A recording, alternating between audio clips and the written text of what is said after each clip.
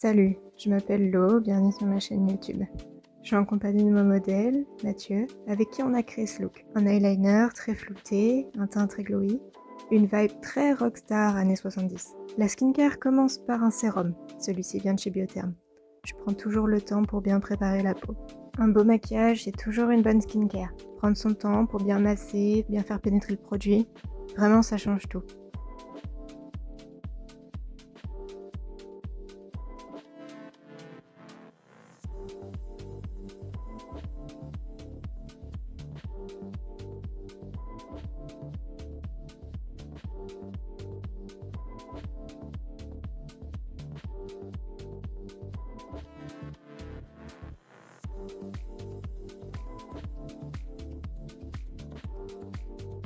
La crème de jour vient de chez La Neige. C'est une texture gel, très liquide, qui est parfait si vous avez la peau grasse, mais que vous cherchez quand même un peu d'hydratation. Pareil qu'avec le sérum, je prends toujours mon temps pour bien faire pénétrer le produit. Prendre 5 à 10 minutes pour faire une bonne skincare, masser le visage de son modèle, le détendre, discuter. Vraiment, ça va changer le mood du shooting. Tout le monde sera plus calme et détendu. Et le plus important, c'est que le modèle soit confortable à la caméra.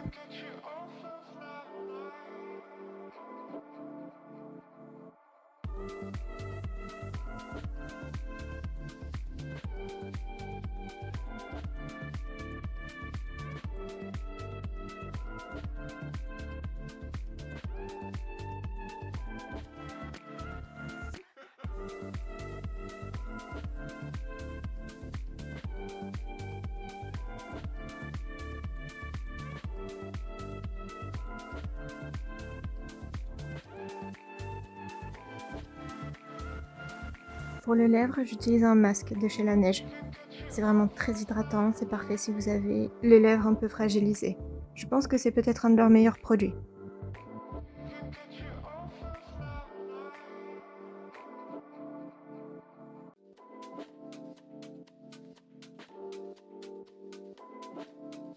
Je n'aime pas particulièrement les bases de teint. Je trouve qu'avec une bonne skincare, c'est pas réellement nécessaire.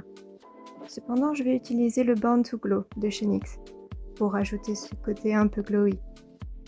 La teinte est un peu trop rosée, un peu trop froide, mais sous le fond de teint, ça va donner seulement un léger reflet. Je l'applique au pinceau et je le fonds avec les doigts. Pour chacun de mes modèles, je fais une teinte de fond de teint sur mesure. Pour Mathieu, qui a un teint très doré, j'en mélange deux. Un de chez Make Up Forever et un autre de chez Black Up.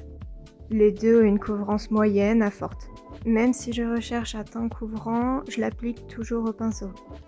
J'en applique fine couche par fine couche en tapotant la matière. Ça aide à limiter les démarcations et ça donne ce côté très fin, sans imperfection, tout en gardant le glow de la skincare. À la caméra, toutes les traces se voient, du coup je fais bien attention à ce que tout soit bien blendé ensemble.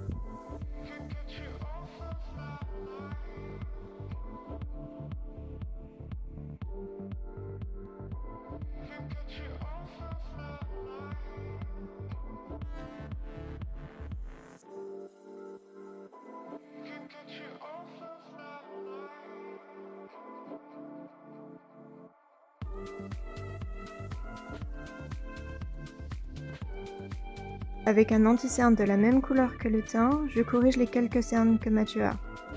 C'est très léger, alors j'utilise un concealer de chez Make Up Forever. Je n'hésite pas aussi à fondre la matière dans le fond de teint, pour avoir aucune démarcation et à avoir ce teint parfait.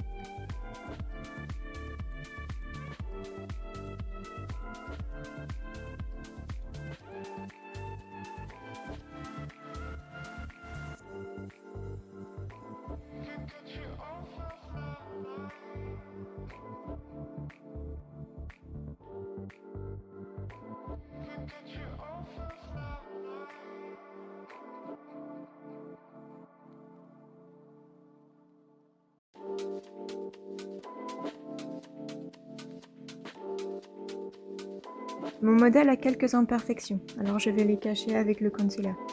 Je dépose doucement la matière avec le pinceau et puis je le fonds au doigt.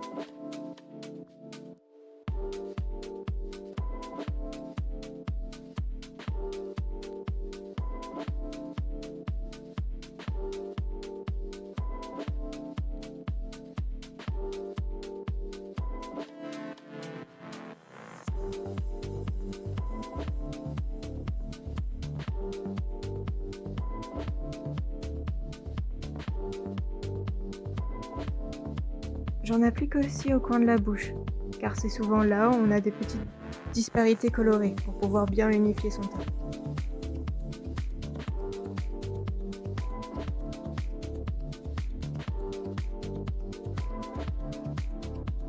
Je ne sais pas si vous pouvez le voir à la caméra, mais mon modèle a des grains de beauté que je trouve très charmants. Alors avec un contour-tige et un peu de démaquillant, je vais les révéler.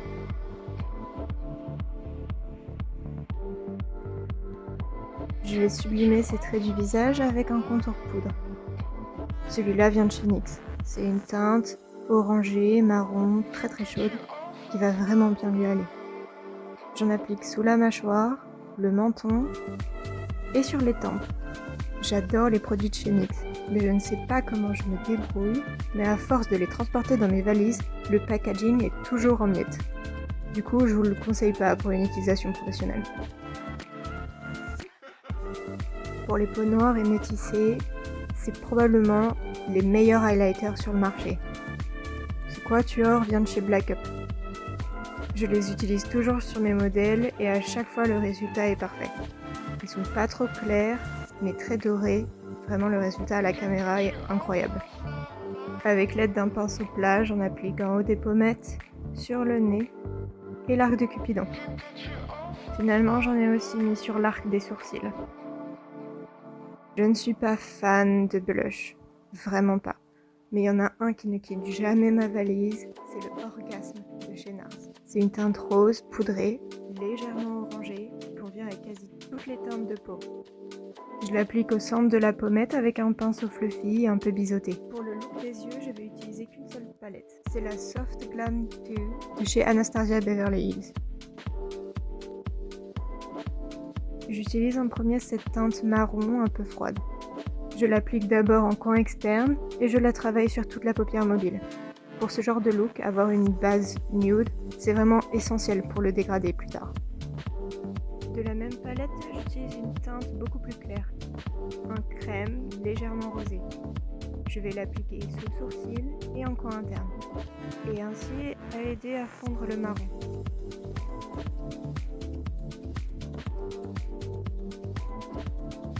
Ce look des yeux se compose de 3 crayons. Le premier est un brun chaud que je vais utiliser en base.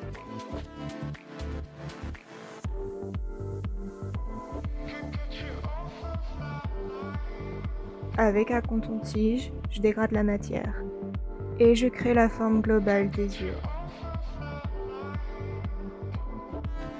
Le second crayon est un crayon noir gras. Je le place en coin externe que je dégrade automatiquement. J'en mets aussi touche par touche sur le ras de cils inférieur. Le crayon noir étant très très gras, j'enroule un mouchoir sur un de mes doigts pour pouvoir essuyer mon pinceau entre chaque dégradé. Cela permet d'enlever de la matière quand on essaie de fondre les couleurs ensemble. Ainsi j'alterne entre le crayon et le pinceau pour pouvoir donner cet effet vraiment très fumé, très smoky. Et à chaque fois que j'ai un peu trop d'excédent sur mon pinceau, je le dépose sur le mouchoir pour avoir un total contrôle des pigments.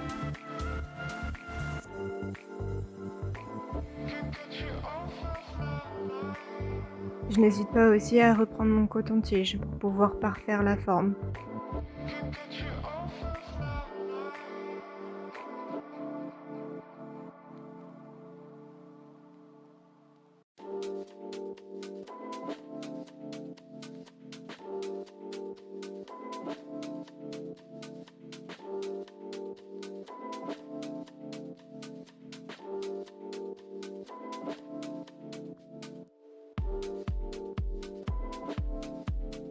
Pour faire tenir le crayon noir jusqu'au bout, il faut le poudrer. Ça, c'est vraiment un secret de maquilleur.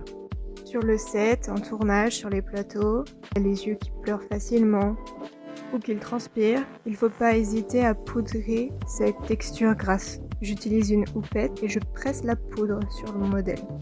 Et avec un gros pinceau, je l'enlève quasi immédiatement. La poudre a effectivement enlevé l'intensité du crayon noir.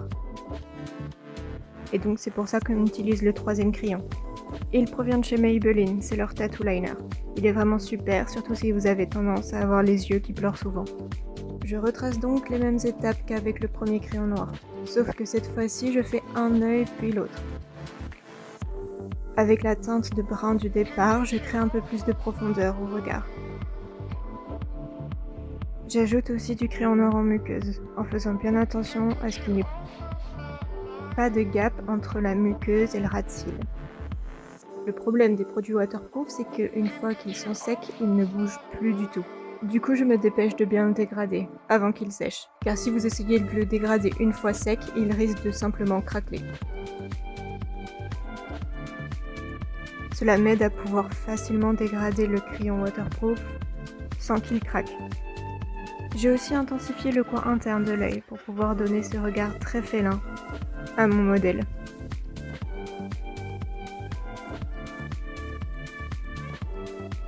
Finalement, j'ai aussi décidé d'ajouter un peu d'highlighter sur la paupière mobile.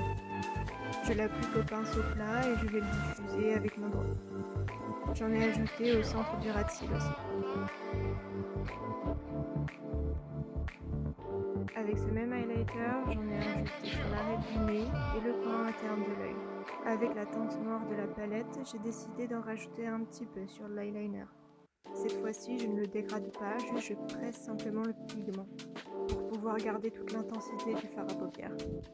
Je fais attention à bien en mettre sur le coin externe de la paupière et sur le ras de cils du bas. Entre chaque étape, je vérifie la symétrie de mon eyeliner. Je presse aussi un peu de pigment finalement sur le coin interne de l'œil, toujours pour accentuer ce côté un peu félin. Je reprends mon fard brun pour pouvoir dégrader le fard noir que j'ai placé, avoir une transition entre les couleurs.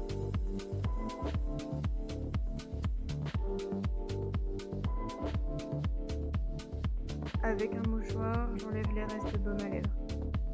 J'applique un de mes rouges à lèvres préférés. C'est le rhum raisin de chez Revlon. C'est une couleur un peu corail, un peu nude, qui je trouve va à la plupart des carnations. C'est une teinte très années 90, un peu classique, que j'aime beaucoup. Sur Mathieu, ça donne un effet très rosé, je trouve qu'il va plutôt bien. Pour la suite des lèvres, j'utilise un gloss transparent, celui-ci vient de chez Sephora. Je l'applique légèrement avec un coton-tige, puis avec mes doigts.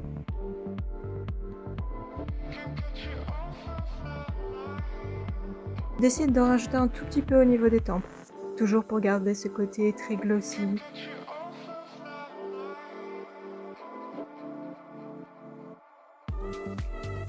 Je prends un mascara qui vient de chez Sephora et j'en mets une bonne couche sur mon goupillon. Pour les cils, je veux qu'ils soient un peu collés, un peu grunge, qu'ils se fassent un petit peu dépaqués. Alors j'en mets plusieurs couches, surtout sur les cils du bas. Pour accentuer cet effet vraiment pâte d'araignée, j'utilise une pince à épiler pour pouvoir regrouper les cils. Je fixe le look avec un spray fixateur à base d'eau. Malgré que j'ai fait un peu de styling avant, je réarrange les cheveux de mon modèle pour avoir ce côté mulet années 70 que je voulais. Et je fixe le tout avec une légère couche de lac. C'est une réinterprétation du maquillage rockstar des années 70. C'est un maquillage de scène qui peut être un peu messy et surtout très glowy. Merci d'avoir regardé. N'oubliez pas de suivre Mathieu et moi sur Insta. Si vous avez aimé cette vidéo, laissez un j'aime et partagez-la. C'était Lo, on se reverra.